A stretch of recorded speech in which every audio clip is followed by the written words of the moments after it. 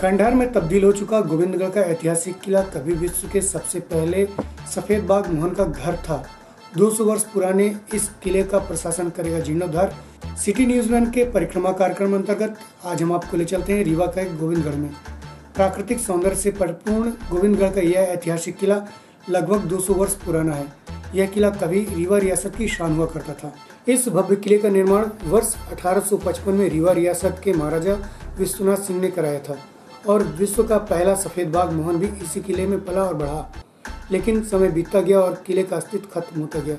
देख रेख के अभाव में एक विशालकाय और खूबसूरत किला खंडहर में तब्दील हो गया। रीवा रियासत में अब तक 37 राजाओं की पीढ़ियों ने राज किया और इन्हीं राजाओं में से एक राजा थे महाराजा विश्वनाथ सिंह जूदेव।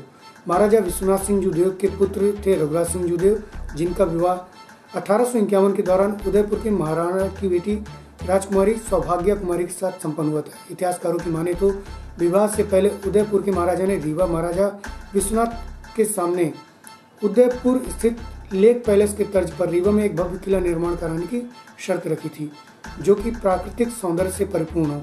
जिसके बाद महाराजा विश्वनाथ सिंह जूदेव ने उनकी शर्त मान ली और गोविंदगढ़ में एक महल का निर्माण का कार्य शुरू करवा दिया।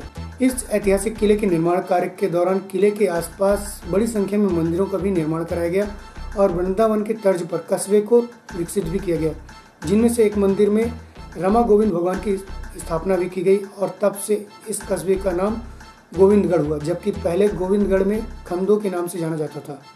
किले को विकसित करने के लिए राज्य सरकार के द्वारा वर्ष 2010 में 3 साल के भीतर काम पूरा करने की शर्त पर messrs Megapai resort private limited company को काम सौंपा गया था, लेकिन 5 वर्ष तक कार्य शुरू नहीं हुआ। 5 साल के बाद समीक्षा कर जहां अनुबंध को निरस्त कर दी गई, वहीं कंपनी की ओर से जमा की गई अमानत राशि को भी जब्त कर लिया गया। दरअसल गोविंदगढ़ किले का एक लंबा इतिहास रहा, जिसके प्राचीन धरोहर को संजोने के लिए शासन और प्रशासन द्वारा एक बार फिर इस ऐतिहासिक किले का वास्तविक स्वरूप वापस लाने के लिए पीपी मोड के तहत राजस्थान स्थित उदयपुर की वाइल्ड लाइफ हेरिटेज कंपनी को जिम्मा सौंपा गया है। कंपनी के द्वारा किले को दोबारा विकसित करने के लिए निर्माण कार्य की शुरुआत भी कर दी गई और लगभग 100 करोड़ की लागत से 5 वर्ष बाद यह किला एक बार पुनः अपने वास्तविक स्वरूप को लेकर तैयार हो जाएगा। वहीं जब इतिहास के झरोखे में जाकर इतिहासकार असद खान से जानकारी ली तो उन्होंने बताया कि गोविंदगढ़ का किले का 180 साल पुराना इतिहास है। गोविंदगढ़ का किला जो है वो महाराजा रघुराज सिंह की महारानी जो थी उदयपुर की, महाराणा लोगों की बेटी थी, महाराणा राजाओं की बेटी थी, उनका नाम था सौभाग्य कुमारी। जब महाराणा उदयपुर ने रीवा में शादी तय की महाराजा रघुराज सिंह के साथ, तो उन्होंने कई एग्रीमेंट किए, कई शर्तें रखी कि मैं इन शर्तों पे शादी करूंगा। तो लिहाजा उनमें एक शर्त ये थी कि जिस तरह से उदयपुर में हमारा लेक पैलेस बना हुआ है, उसी तरह से हमारी बेटी के लिए आपको रीवा राज में एक लेक पैलेस महल बनवाना पड़ेगा। महाराजा विश्वनाथ सिंह ने वो शर्त मान ली। अतः अपने बेटे और बहू के लिए उन्होंने, ख़ास तौर से बहू के लिए जो जिनका नाम था महारानी सौभाग्य कुमारी, उनके लिए एक महल बनवाया उन्होंने। तो सबसे पहले उन्होंने तालाब खुदवाना शुरू किया और उस तालाब का नामकरण किया गया विश्वनाथ सरोवर, जो गोविंदगढ़ में बना हुआ है। उसी विश्वनाथ सरोवर में एक कठबंगले का निर्माण करवाया गया।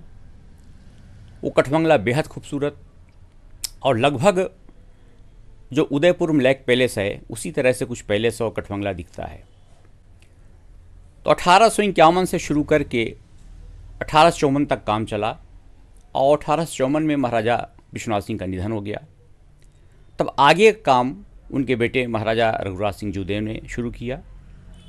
तो उन्होंने एक तालाब से लगा एक भव्य महल का निर्माण करवाया और वहाँ पर उनकी महारानी सौभाग्य कुमारी का निवास हुआ। गुलाब सिंह जूदेव के पास एक 2 मंजिला शिप थी जो गोविंदगढ़ के तालाब में चलती थी। वो केवल राज परिवार के लिए थी, उसमें और कोई नहीं घूम सकता था।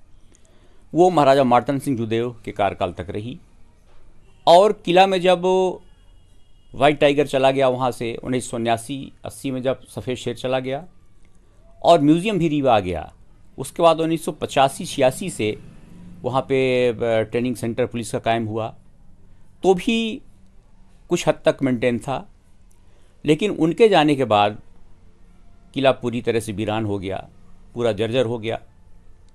उसके कई हिस्से ध्वस्त हो गए।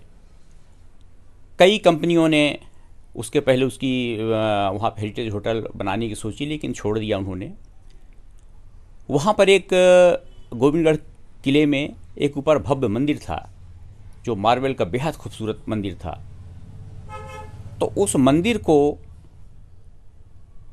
तोड़ डाला गया। केवल उस मंदिर के जो हिस्से थे, जो मार्बल के टाइल्स थी, मार्बल के चिप्स थे, वो बेहद खूबसूरत नक्काशीदार थे, तो उनको तोड़ दिया गया। भगवान जो विराजमान थे वो पता नहीं किन चोरों ने उसको चोरी कर ले गए, और इस तरह से कई हिस्से उसके ध्वस्त हुए।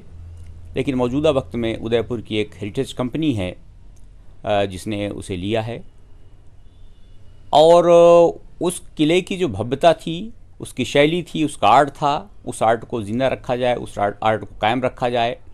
हमारी जो मूल हेरिटेज है, हमारा जो मूल उसका स्ट्रक्चर है, उसकी शैली है, उसको ज्यों को त्यों रखा जाना चाहिए।